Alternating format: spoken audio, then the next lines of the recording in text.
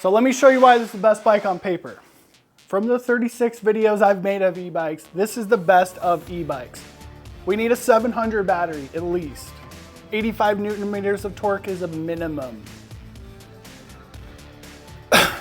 No Shimano EP8 motor. Shimano motors rattle and they're underpowered. I don't care about their update.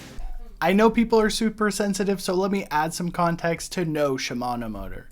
I would prefer a Brose motor because they are more powerful. Once you ride a Specialized bike for a couple years and you jump on a Shimano motor, you're gonna make this face. Brother, They've ruined their reputation. Now I'm 6'2", so I like full 29-inch wheels, but it's nice to have a mullet option, and the Rocky Mountain does. So a long chainstay is super important for stability. You know, a short chainstay will wheelie better and be more fun, but I live in an area with massive downhill lines, so I need a long chainstay. So my friend's been letting me borrow his Levo with the Cascade link because I'm looking for a new bike, and that's how I came to the Rocky. It's super progressive in the rear, and I've really been missing out. The problem with the Levo, it still has a short chainstay. So that's why I haven't replaced my Kenevo in 3 years, because the Kenevo has that massive chainstay that just feels super stable on downhill lines. So coil friendly. If you're not riding coil shocks, guys, you're honestly missing out. So that means no yoke, no strut to make it coil friendly.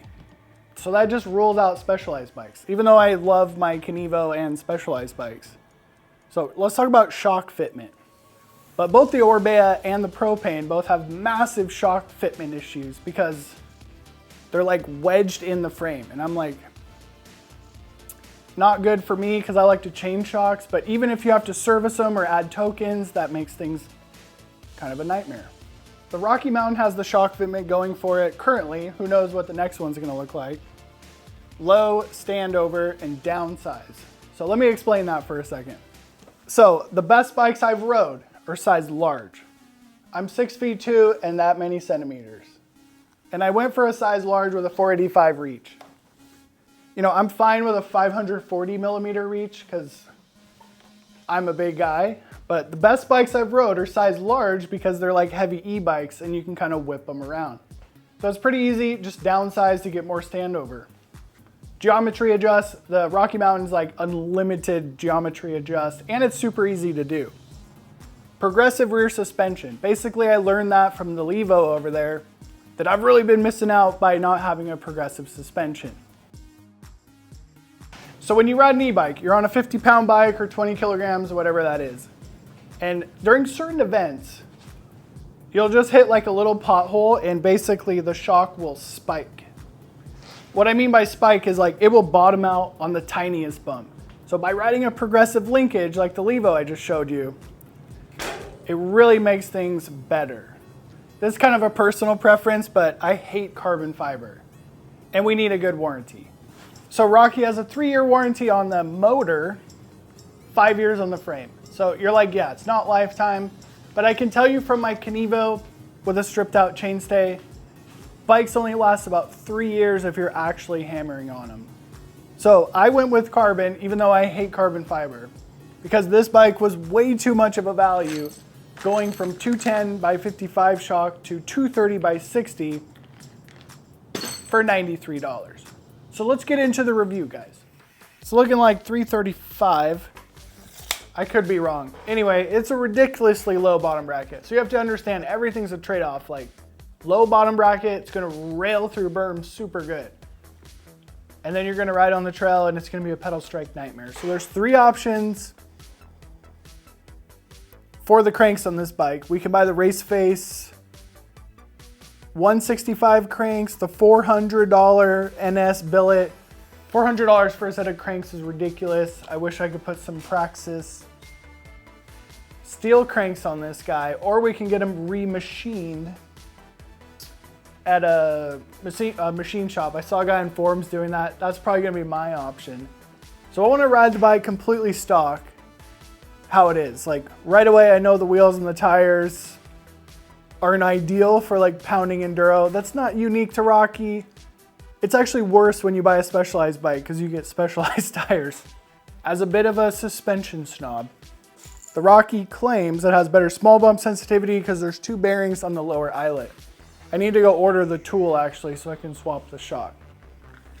So let's check that rear wheel movement with the Floatex. That's pretty incredible. That's pretty incredible for an air shock. I don't even know what it's gonna do with a coil shock. And remember how progressive the rear end is. So I can basically run non-progressive springs finally. Okay, first off on the Rocky, it's so nice to be on a small bike. Oh! So going full huck to flat, straight out of the gate, just filling the shock and the fork up with air pressure, it felt incredible on the big hits. It does need some tokens in the fork, and that was the loudest clap my friend said he had ever heard. So basically, my first impression is you're getting all the good stuff of a trail bike, small, nimble, maneuverable, and that progressive suspension feels more bottomless than my 180mm travel Specialized bike.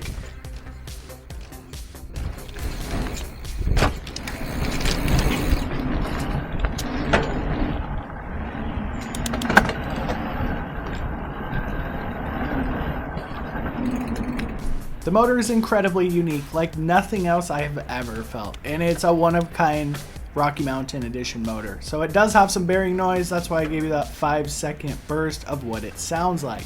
It also vibrates between your legs, but during the climbs, the motor is absolutely incredibly torquey. It's 6'2" and 220 pounds. I make this bike look pretty darn tiny. But it's been an absolute hoot so far because it's so small, I can basically throw the bike around. Which one's better, the Levo or the Rocky? The Levo. It's like a Kia versus Ferrari. Wow. Wow. So whether you like it or not, Specialized Levo is like guaranteed the most popular e-bike on the market. Like people just want to buy these for whatever reason. They're good bikes, don't get me wrong. So me and my friend were going back to back on Levo versus Rocky Mountain. I was forcing him to ride that bike and then make him ride this bike because the best thing you can do is just try a bunch of different stuff and see what you like. After he rode the Levo for a little bit, he called the Rocky Mountain a Costco bike. So he's not very like technical person, and obviously this Levo has an Olin shock and a Cascade link and a $2,000 wheel set. So it's got nicer parts. But I was like, he's calling the Rocky a Costco bike, and you know, I totally support other viewpoints. Like silencing the opposition is like the worst thing in the world. So I agree to disagree with him. The Rocky does feel a little bit inferior when it comes to the power delivery. So let's talk about the motor on the Rocky. There is no denying that the Rocky Mountain has more torque than the Specialized, and maybe the torqueiest of them all. But it does come with the same compromise as having a massive diesel engine like this Cummins engine. This thing rumbles in your seat and has like 600 foot-pounds of torque, but it takes a while for the motor to get spooled up with the turbocharger. The same as the Rocky, you need to put the power down. For all my non-car people, the Rocky Mountain motor will rumble and grumble between your legs. It's delayed in getting to full power, but once it's going, it will literally do burnouts on the climb. You can expect some pretty good electronics from Rocky Mountain. An easy to use display, Jumbotron I think it's called, with only a few settings that make sense. Trail, Trail Plus, and Ludicrous mode. You can tell the engineers at Rocky actually ride bikes because we have a super intuitive paddle adjust with an easily accessible walk button. But there's no arguing the power delivery is cleaner on the Bros motor. I'm gonna dive into the components that come on the Rocky Mountain. You know, you could buy a different bike, different components, but this is a C70. And every part on this bike is pretty darn good. We have Exo Plus tires, a Fox Floatex, a Performance 36. Basically everything on this bike is ready to get rowdy. I'm kind of impressed with this race face dropper post. It has a super fast lift up speed. So I'm gonna applaud the guy who picks the parts out on this bike. And we're gonna talk about the wheels that come on the Rocky Mountain, because I see these on the forums pages, people talking about their wheels exploding, and the wheel builder wasn't too fond of the Race Face AR wheels that come on this Rocky Mountain.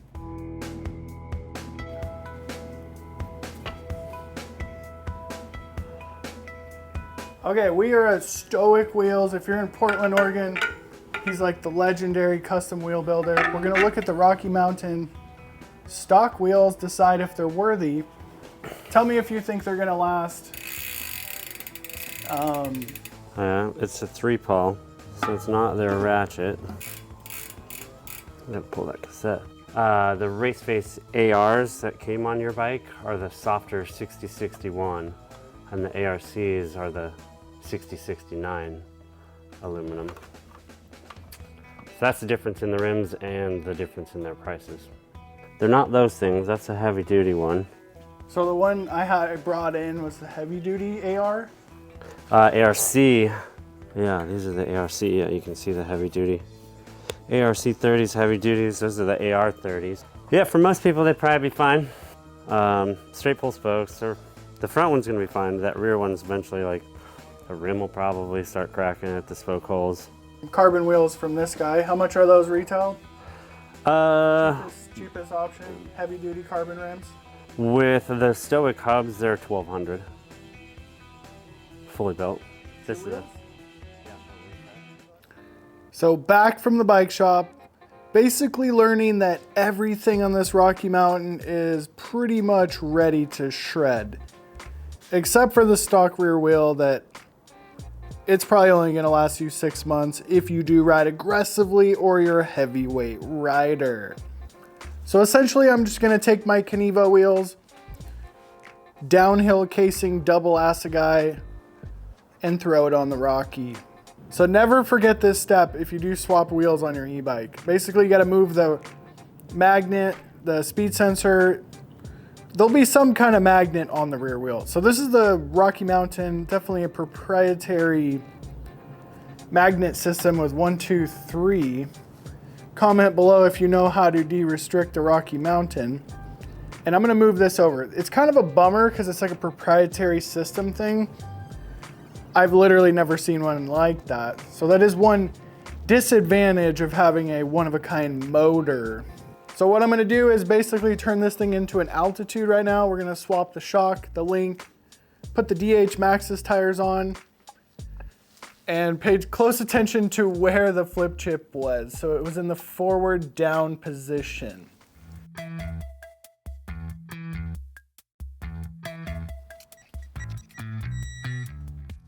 So during the disassembly, I decided to put the flip chip to the long position. After getting all the information and the torque specs, you basically flip this chip in the opposite direction. But there's one extra step. We have a proprietary brake mounting system and you need to take the brake caliper off and flip that mounting hardware in the opposite direction. When you take a bike apart or anything apart, you really get to know the stuff you're working on. So there's a lot of nice touches on the Rocky Mountain, like the flip chip has a little O-ring to seal out dirt and grime. So the build quality on this bike is thus far pretty darn impressive. So on this bike, I went to Harbor Freight, bought a massive tap and die set, and I'm basically gonna clean up all this Loctite that's remaining from the old brake mounting hardware. If you want your bike to last a long time, you need to take this step. This is actually a really good thing here. So the bearing sits in an aluminum housing, so the bearing's not touching the raw carbon.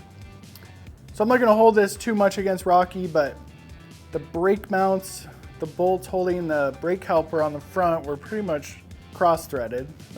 You can just blame a Taiwanese factory for that, not Rocky Mountain. So there's some really nice touches on this bike. So we have a zip tie holding the brake cable. A lot of brands overlook that, and you'll see guys running zip ties back there. So there's some thoughtful pieces inside of this frame.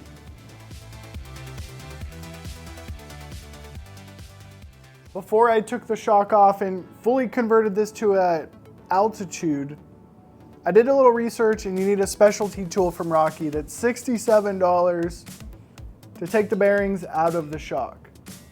So I could 100% get those bearings out, and there's a 50-50 chance of destroying the bearings, and I've learned my lesson destroying enough stuff. So I ordered those for $74 shipped. They'll be here in a couple days. So we have the 210 by 55 shock on there, but a 170 millimeter fork. So after the wheel swap and all that stuff, I did discover a few little things on this bike, but I'm most curious on how tall the bottom bracket is with the small shock and the 170 fork. So the bottom bracket is closer to 350 with the 170 fork and the 210 by 55 shock. So there's a couple things when I was taking this apart that you should know about this bike in case you wanted to buy it. So right here, we have a pretty small head tube. So you could probably get away with like a 6-inch steer tube fork. I don't know if you buy used forks, but I do. And that's actually a good thing because you can get a short steer tube in there. That's why I have all this extra stuff up here. And then I was gonna put the link glide on this bike because if you run link glide, it's just gonna save you a crap ton of money.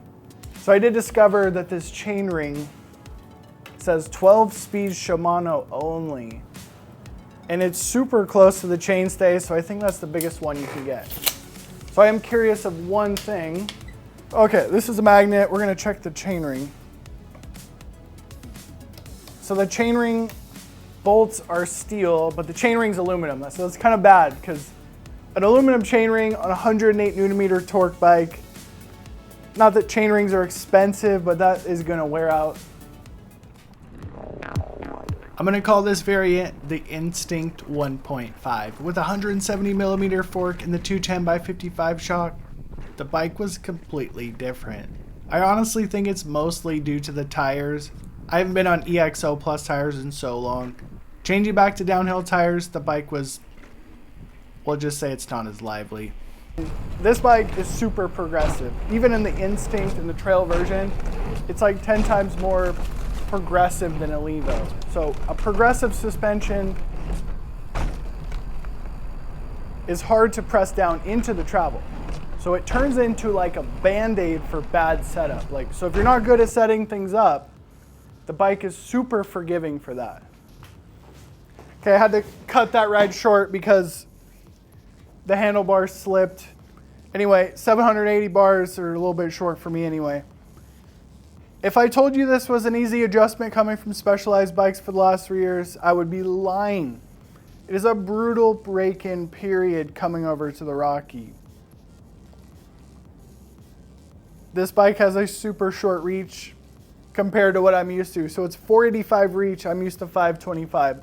So what this effectively does is it puts a lot of my weight over the front of the bike, and all my suspension setup things are like out the window. I used to be able to get away with like 0 to 2 tokens, and I'm gonna need a whole bunch of more tokens in the shock, in the fork, and less tokens in the rear because of the short size.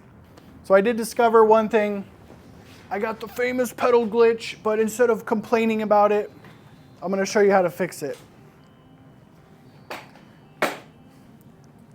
So if you hold the pedal, this is about 2 o'clock, it's doing the little lurchy thing. And if you hold it long enough, it'll throw an error code, and then it says, take your foot off the wheel to get the right, recalibrate the sensor. But what I discovered is if you just put the crank at 1 o'clock instead of 2, you don't get the lurchy anymore. So it's not really that big of a deal. But as you can see, I'm looking at the monitor. I look like an ogre on this bike.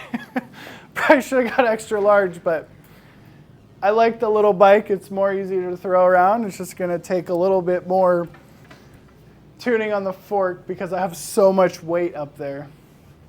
So probably the most important thing I forgot. The 170 fork with the 210 by 55 shock definitely works. There's only a slight imbalance in the bike. Next day, put my 800 millimeter wide handlebar on the bike. Now, the stock Rocky handlebar did slip on me. Maybe I didn't tighten it right, but I want an 800 millimeter handlebar anyway. So I'm gonna add some tokens into this front fork because I got so much weight hanging over the top. Shooting for about 20% sag because the Marzocchi Super Z is a super progressive fork, so you need a little more plush. But it should be pretty good with those extra volume tokens installed. If you guys aren't making these little sag measure tools, you're missing out. This is the only 210x55 shock that I own, so I'm basically stuck with the Floatex. I cannot wait to put a coil on this bike because it is the most coil friendly bike there is. So what I'm going to do, instead of adding tokens to the Floatex, because I was basically clapping the bike out on the test track, is study the Ride 9 system and add some progressivity to the rear suspension. From the factory, the flip chip is in the down forward position, so let's figure out where that is. Rocky has a pretty good YouTube video explaining the Ride 9 system. I did find one issue with the video. There's so many variants and models using the same Ride 9 flip chip, they can be a little bit different. But I have a secret surprise that will really help all the Rocky owners out there, so check this out. This is the legendary Ride 9 flip chip. It's a square, so to me it's 4 position. Comment if I'm an idiot and you know more. But I did beg Rocky Mountain technical support for some information, and here you go. I'm not know if I'm supposed to share this, but it will help people, so I'm going to share it anyway. So position 1 is 56% progressive, which is absolutely crazy. Position 4 is about what it comes with. 37 is a really good number. So I'm basically going to put it into position 3 because I do not want to add tokens to the Floatex. Make sure you screenshot this when you're setting your suspension up. Removing the flip chip is incredibly easy. All you need is a 5mm. So try to simplify the Ride 9 system and use a 4-position progression adjustment.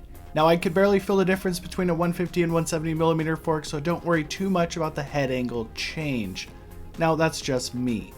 So basically the build quality in this bike is extremely impressive, so use a $600 snap-on torque wrench if you want your bike to last.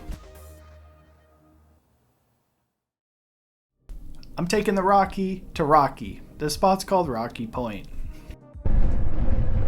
So this may be kind of personal preference, but I'm 100 kilograms, 220 pounds. So I'm like heavier than most people. With the Rocky's 108 Newton meter torque motor, I basically feel like I have this sufficient power. So everything is power to weight. If you're a lightweight rider on a lightweight EMTB, it's probably enough power, but if you're a big dude, the Rocky is a phenomenal bike. It has the most massive overrun I've ever felt. Check it out, stop pedaling. Woo, that was just really like that. So I know people get super upset when I say negative things and tell me I suck, and I do suck. So this is a 150-140mm travel bike with a short wheelbase, and I found it not super confidence inspiring in steeper terrain. Now it's an absolute standout when it comes to the standard trail riding. It's an intended purpose. More on this a little bit later. Now I'll save you my bumbling down the trail, and let's go talk about this in the garage. So that wasn't the perfect motor review, guys. I put 50 miles on it, it vibrates, it's extremely powerful. It has excellent overrun. So on the 5,000 foot climb, I was in position 3, which brings the progression to about 40%. And this frame is absolutely incredible because I needed volume tokens in the Floatex, but by moving the flip chip, I no longer need the volume tokens. And that's pretty darn incredible. So if you're a heavyweight rider, this bike is excellent. If you're a tuner geek, the bike is excellent. The bike did have some shortcomings in the chunkiest terrain. So let me put this in context. I basically suck at riding in the big picture. Like, most people are better than me. I'm always last person in the pack. So I like to have the most capable bike. And this bike isn't the most capable in the altitude or instinct trim. So it's not super long. It's a short bike, so it's incredible on the trails. It is 100% the most capable 140mm travel bike I've ever rode, and I'm gonna say probably the most capable trail bike suspension ever, but the wheelbase does hold it back. So getting back to the frame, guys, I'll make another video on this as an altitude. I forgot about Canada. Their shipping takes a little while to the US. But you gotta watch this video here, because when a mechanic compliments a frame builder, and how the frame is built, it really means a lot.